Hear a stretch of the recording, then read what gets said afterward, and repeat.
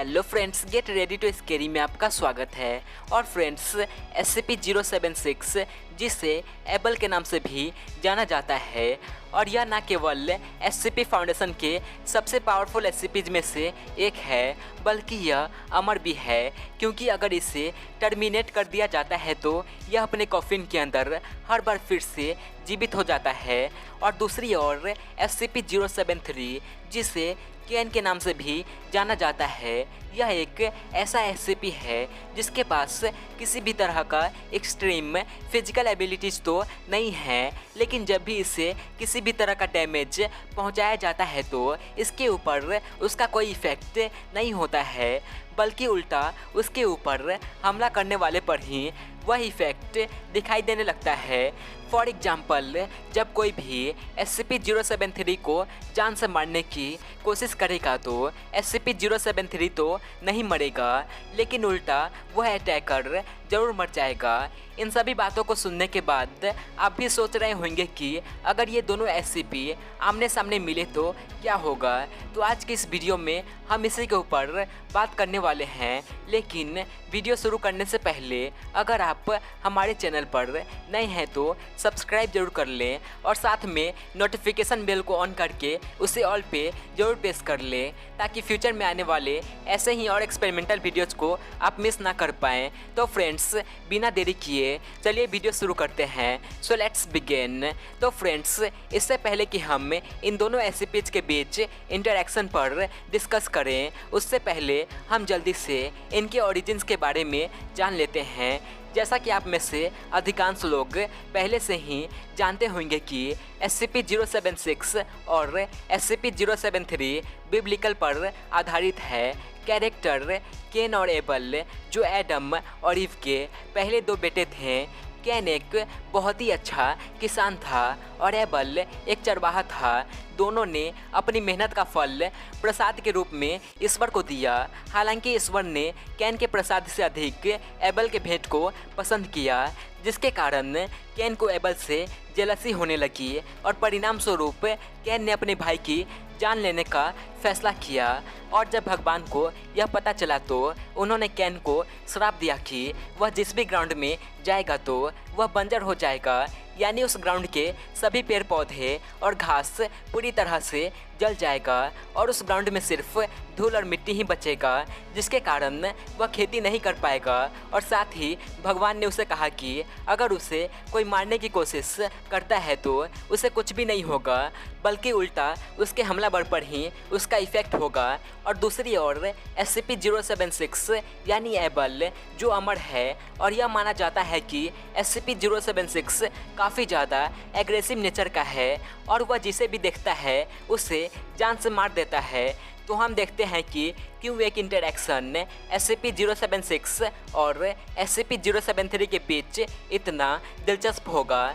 SCP-073 यानी केन, जिसने अपने भाई की जान ले ली, जिसके कारण SCP-076 सिर्फ अपने भाई यानी SCP-073 से बदला लेना चाहता है, लेकिन SCP-073 को डैमेज नहीं किया जा सकता है। तो वास्तव में क्या होगा अगर ये दो SCP मिले तो क्या एबल केन से अपना बदला लेने की कोशिश करेगा। शुरू करने से पहले हमें यह ध्यान में रखना होगा कि SCP-076 यानी एबल, जो काफ़ी ज़्यादा एग्रेसिव नेचर का है, और वह जिसे भी देखता है वह बस उसे मार देता है। और चूँकि SCP-073 ने अपने भाई यानी SCP-076 को एक बार टर्मिनेट कर दिया था, और इसी कारण SCP-076 बदले के भाव में SCP-073 पर हमला करेगा। लेकिन जैसा कि हम जानते हैं, SCP-073 को किसी भी तरह का डैमेज नहीं पहुंचाया जा सकता है, क्योंकि इसके ऊपर हमला करने से इसे तो कुछ नहीं होता है, बल्कि उल्टा इसके ऊपर हमला करने वाले ही डैमेज हो जाते हैं। इसलिए जब भी SCP-076 SCP-073 पर हमला करेगा तो इस प्रोसेस में SCP-076 अपना ही जान ले लेगा। लेकिन SCP-076 तो अमर है और हर बार वह मरने के बाद अपने कॉफिन में फिर से जिंदा हो जाता है। तो फ्रेंड्स, इससे यह पता चलता है कि यह एक एंडलेस प्रोसेस होगा जहां ना किसी को डैमेज पहुंचाया जा सकता है और ना ही कोई मर सकता है। तो फ्रेंड्स, क्या इन दोनों के बीच ऐसे ही लड़ाई चलता रहेगा?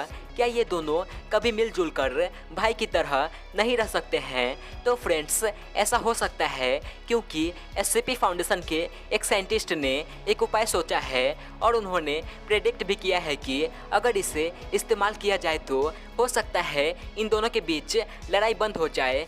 और क्या पता SCP फाउंडेशन इसे कभी भविष्य में ट्राई भी करे। SCP साइंटिस्ट का कहना है कि अगर SCP-076 को एमनेस्टिक्स देकर उस बात को ही भुला दिया जाए कि उसे कभी ख़त्म कर दिया गया था उसके ही भाई द्वारा, तो हो सकता है यह भूलने के बाद SCP-076 शांत हो जाएगा और वह किसी पर भी हमला नहीं करेगा जिसे भी वह देखेगा। लेकिन जब SCP-076 अपने भाई यानी SCP-073 से मिलेगा तो वहां पर हो सकता है SCP-073 SCP-076 से माफ़ी मांगेगा।